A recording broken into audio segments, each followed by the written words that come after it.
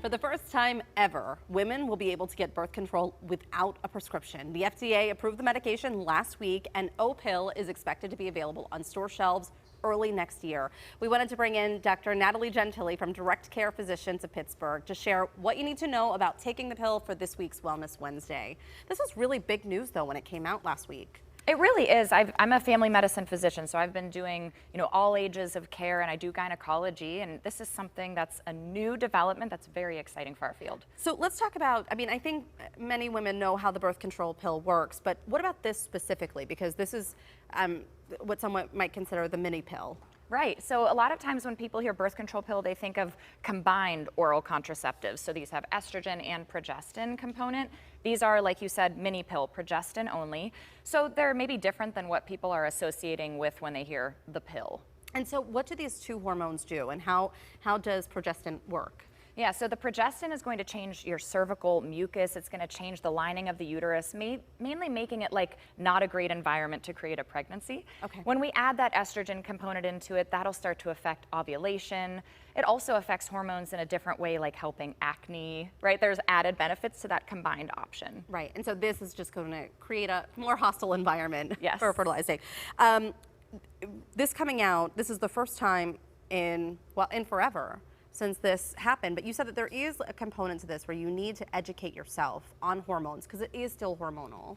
So when I first heard this, it's the first time the FDA is approving this for over-the-counter use. Right. And my gut instinct was, okay, I need to step back here because I do have some concerns. I have things that I think it's important that a physician and patient are talking about, and it's mainly around the fact that, did you know that less than 12% of Americans have proficient health literacy? I did not know that. Meaning that they really feel they can make an educated decision about their health, and that's a really low amount. So that's why that conversation is so important, to talk about the side effects of these type of pills, and when they're over the counter, you can just access them easily. And just take them So, one of the things that I know about birth control pills too is that if you don't take it regularly, you're at greater risk of becoming pregnant if you did not want that.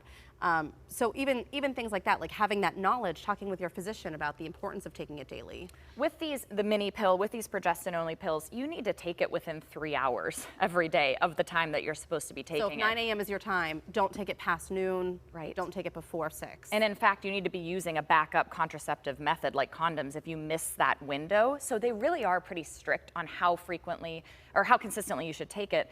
I always say the most effective medication you can take is the one you're going to take consistently, right? Yeah, and so it's important for people to know the side effects of these medications and the fact that you've got to take it regularly for it to work. So let's talk about the risks too with this. What kind of risks would we have with this type of birth control? It's similar to the pill, the combined oral contraceptive. You can have bloating. Some people might notice weight changes. You can have breast tenderness.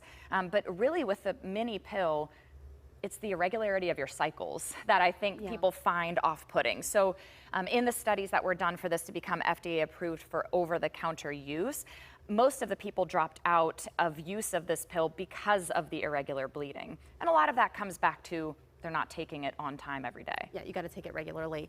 And as far as like the health literacy component of this, when the release came out from the FDA, they said that there are so many women who don't have access to care like this. So this is an option for women who are seeking this. But that brings in educating yourself. So for people who don't have access to a doctor, how would you recommend they go about taking something like this when it becomes available? Right, so along those lines, 6.1 million pregnancies a year in the US, about half of them are unintended. So if we've got access to this pill and access to a method where you can, as a woman, have autonomy in your reproductive rights, that's a win, right? Yeah. But there are many layers to access, being health literacy, access to actually seeing a doctor who you can regularly have these conversations with.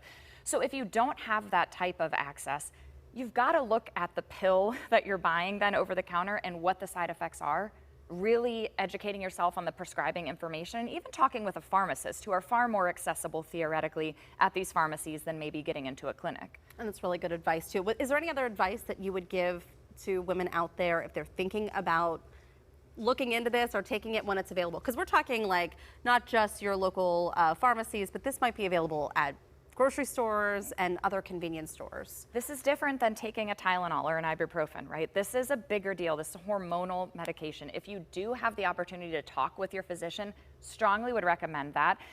But what be really nice about this is once it is discussed and it's appropriate for you, then you'll have even easier access, not needing to have a prescription to get it. So I'm all for that part of things. All right, thank you so much, Dr. Gentile, as always, for joining us for Wellness Wednesdays. Thank you. It's a really timely conversation, too.